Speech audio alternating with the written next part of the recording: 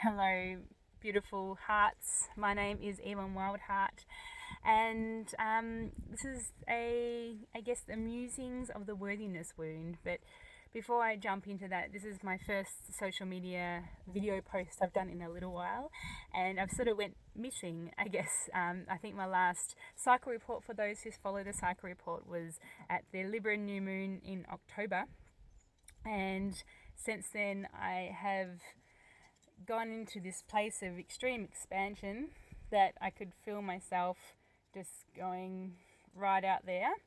And then the walking or moving through, it wasn't a walking, it was a stumble trip, love, love, love, portal or transformation. Um, at the, which was marked by the closing gathering of the School of Shamanic Womancraft Victorian journey in the Otways with our awesome teacher Nim Fox, and going through that, and then saying, okay, now it's time to embody the expansion of that, whatever that was. I still am having trouble articulating exactly what the portal of transformation is, but it's something that has shifted some really big stuff within me, and the last 2 months has really been about prayers and stillness, and just feeling what this new vision and insight or expansiveness is in my body, and how that feels like. So the newness of, I guess, I don't know, it feels really funny saying spiritual awakening, but yeah, I don't know, it's something that's happened. And so why today? Well, I post today because I guess I wanted to touch on my sacred wound, and I guess the insights from the worthiness wound. And I read an article this morning that tied it all together, I guess. I'm sure there's more, but it's cooling my bullshit, actually, and seeing that this wounding that I've carried, that I'm not good enough, and that I need to give and give and give and give and give, or the opposite, where I get paralyzed and I can't move forward because I don't feel that I'm going to be good enough, is bullshit, actually. And this is not just, if I was to track back where this feeling of unworthiness wound has stemmed from, it actually isn't from here and now, and it comes from generations and generations of my red thread lineage. So my mother and my grandmother and her mother, I'm sure, carried this wounding that I'm not enough.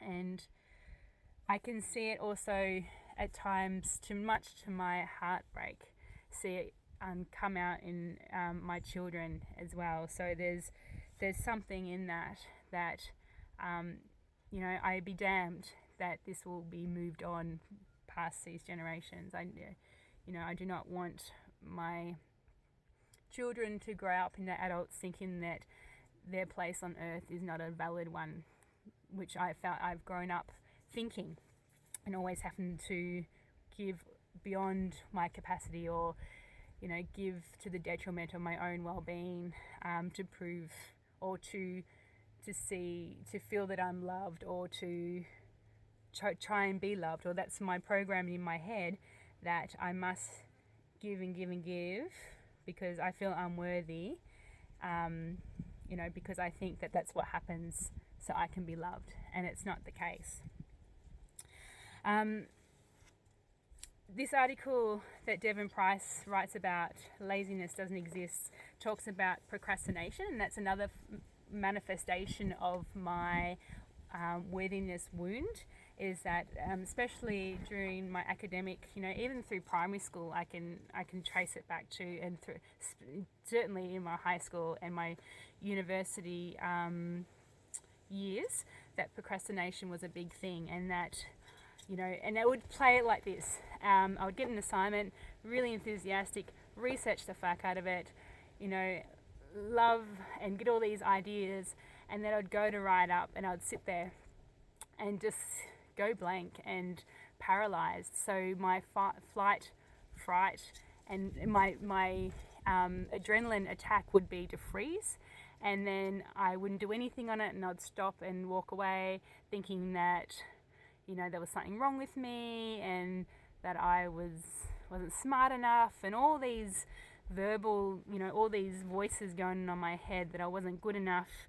And then I would rush it at the last minute and, wouldn't have time to spell check it or to read over it and just hand it in. And of course, always the comment would be check your spelling and, good concepts, but, the structure of the writing, didn't make sense or whatever, because I rushed at the last moment, which would result in a poor mark and would be confirming that I'm not good enough. And so it would just perpetuate and go through, which is really, it just feeds it. It was just feeding it. It's the same with, attracting people in my life who have a lack, who see the world as not enough.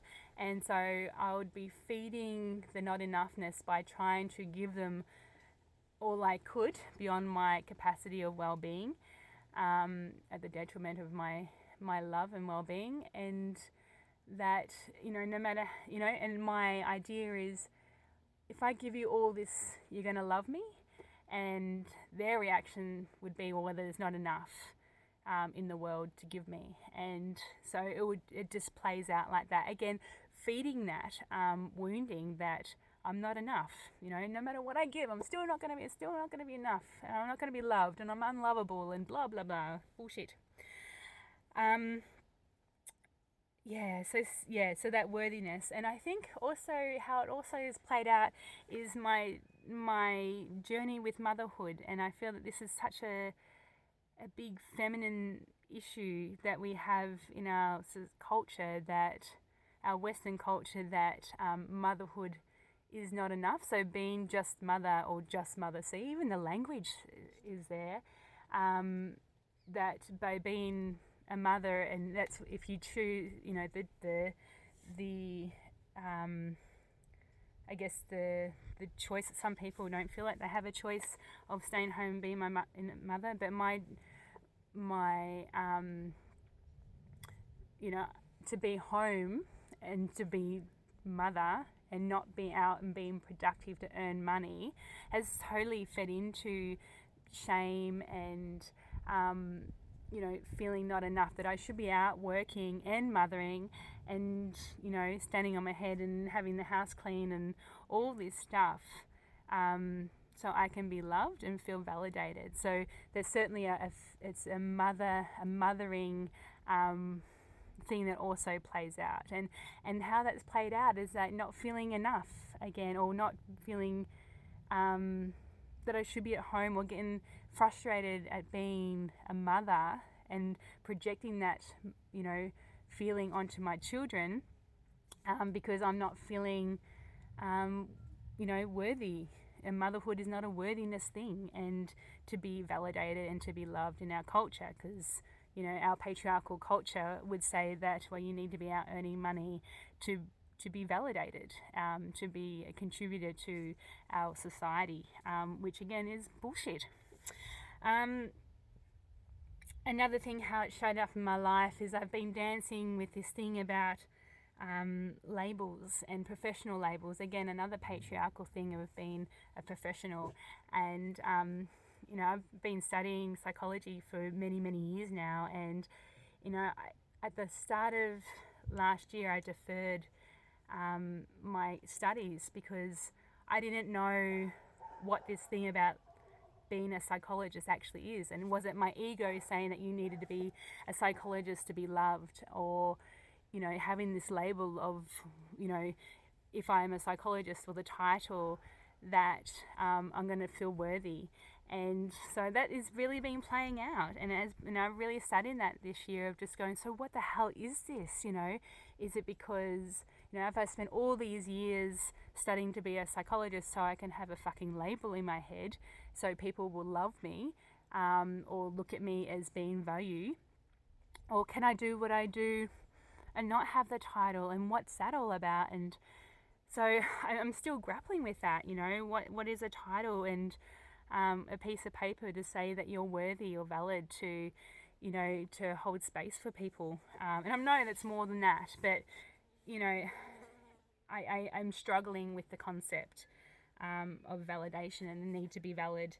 And is this something that plays in my wounding? And, can I, now it's like, okay, now I know this, I'm aware of this. Can I go and get this paper to say that I'm a psychologist so I can be more used to, I guess, the purpose why I'm here? I don't know. Anyway, it still sits there. But yeah, this whole need to be valid and to be loved and to feel, to soothe that worthiness wound. Yeah, there's so much in this. I feel that this is just the beginning of something that's toying. Of course, your sacred wound is when you move through it, there's some kind of gifting there. So maybe this is it for me. I don't know. But the things that I have looked for in antidotes, and so stuff that's helped me move through this, especially in the last 12 months, is, like this whole perfectionism and working through and being, the antidote to that is self-love and mothering myself, and to really see myself as, that I belong here on this earth exactly as I am, and that I'm a unique expression, and that is here to be, it's unique to me, and if it wasn't for me, it wouldn't be here. So whatever that is, knowing that I'm meant to be here is a birthright. No matter how you show up, it's okay, that you're still loved, and you are. I am. We all are.